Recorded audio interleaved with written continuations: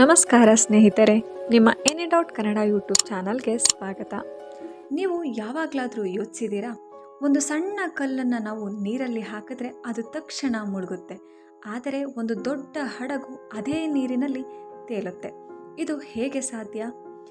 ನೀರು ನಿಜವಾಗಿಯೂ ತಳ್ಳುತ್ತಾ ಅಥವಾ ನಾವು ತಪ್ಪಾಗಿ ಅರ್ಥ ಮಾಡ್ಕೊಂಡಿದ್ದೀವ?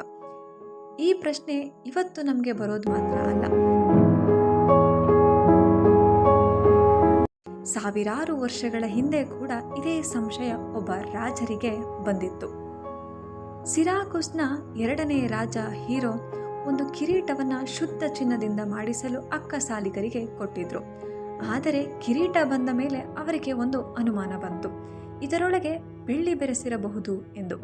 ಆದರೆ ಸಮಸ್ಯೆ ಏನಂದರೆ ಈ ಕಿರೀಟವನ್ನು ಕರಗಿಸಬಾರದು. ಹಾಗಾದರೆ ಸತ್ಯವನ್ನು ಹೇಗೆ ಪತ್ತೆ ಮಾಡೋದು? ಈ ಪ್ರಶ್ನೆಯನ್ನು ಪರಿಹರಿಸಲು ವಿಜ್ಞಾನಿ ಆರ್ಕಿಮಿಡೀಸ್ ಅವರಿಗೆ ಕೆಲಸವನ್ನು ನೀಡಿದ್ರು. ಆರ್ಕಿಮಿಡೀಸ್ ಯೋಚನೆ ಮಾಡ್ತಾರೆ, ತೂಕ ಒಂದೇ ಇರಬಹುದು, ಆದರೆ ಗಾತ್ರದಲ್ಲಿ ವ್ಯತ್ಯಾಸ ಇರಬಹುದು. ಆದರೆ ಗಾತ್ರವನ್ನು ಹೇಗೆ ಅಳೆಯುವುದು? ಉತ್ತರ ಸಿಕ್ಕಿದ್ದು ಒಂದು ಅನ್ಎಕ್ಸ್ಪೆಕ್ಟೆಡ್ ಪ್ಲೇಸ್ನಲ್ಲಿ. ಒಂದು ದಿನ ಅವರು ಸ್ನಾನ ಮಾಡುತ್ತಿರುವಾಗ ನೀರಿನಲ್ಲಿ ಇಳಿದಾಗ ಸ್ವಲ್ಪ ನೀರು ಹೊರಗೆ ಹರಿಯಿತು.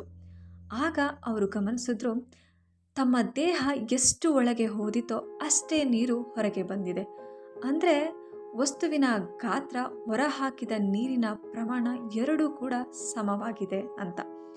ಅದೇ ಕ್ಷಣದಲ್ಲಿ ಅವರಿಗೆ ಉತ್ತರ ಕೂಡ ಸಿಕ್ತು. ಅವರು ಯುರೇಕಾ ಯುರೇಕಾ ಎಂದು ಕೂಗಿದರು. ಅಂದರೆ ನನಗೆ ಸಿಕ್ಕಿತು ಎಂದು. ಆದರೆ ಇಲ್ಲಿ ಒಂದು ದೊಡ್ಡ ಪ್ರಶ್ನೆ ಇದೆ. ನೀರು ಹೊರ ಹೋಗುವುದು ಸರಿ, ಆದರೆ ನೀರು ವಸ್ತುವನ್ನು ತಳ್ಳುವುದು ಹೇಗೆ? ಇದಕ್ಕೆ ಉತ್ತರವೇ ಆರ್ಕಿಮಿಡೀಸ್ ತತ್ವ. ಯಾವುದೇ ವಸ್ತುವನ್ನು ನೀರಿನಲ್ಲಿ ಮುಳುಗಿಸಿದಾಗ ನೀರು ಅದನ್ನು ಮೇಲ್ಮುಖ ಬಲದಿಂದ ತಳ್ಳುತ್ತೆ. ಈ ಬಲವನ್ನು ನಾವು ಬಯೋಎಂಟ್ ಫೋರ್ಸ್ ಅಂತ ಕರಿತೀವಿ. ಈ ಬಲ ಎಷ್ಟು ಗೊತ್ತಾ? ಆ ವಸ್ತು ಎಷ್ಟು ನೀರನ್ನು ಹೊರಹಾಕುತ್ತದೋ ಆ ನೀರಿನ ತೂಕಕ್ಕೆ ಈ ಬಲ ಸಮನಾಗಿರುತ್ತದೆ. ಸರಳವಾಗಿ ಯೋಚಿಸಿ ನೋಡಿ, ಹೆಚ್ಚು ನೀರು ಹೊರಬಂದರೆ ನೀರು ಹೆಚ್ಚು ಬಲದಿಂದ ತಳ್ಳುತ್ತೆ ಅಂತ.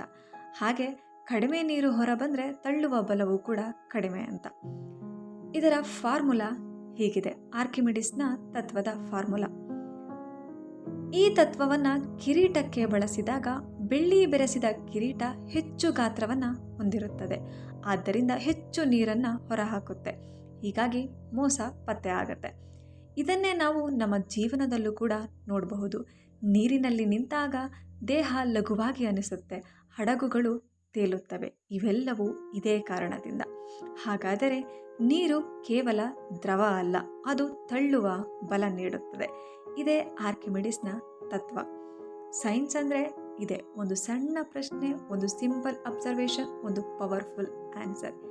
ಈ ವಿಡಿಯೋ ನಿಮಗೆ ಇಷ್ಟ ಆಗಿದ್ರೆ ಲೈಕ್ ಮಾಡಿ, ಶೇರ್ ಮಾಡಿ, ನಮ್ಮ ಚಾನಲ್ಗೆ ಸಬ್ಸ್ಕ್ರೈಬ್ ಆಗಿ. ಧನ್ಯವಾದಗಳು.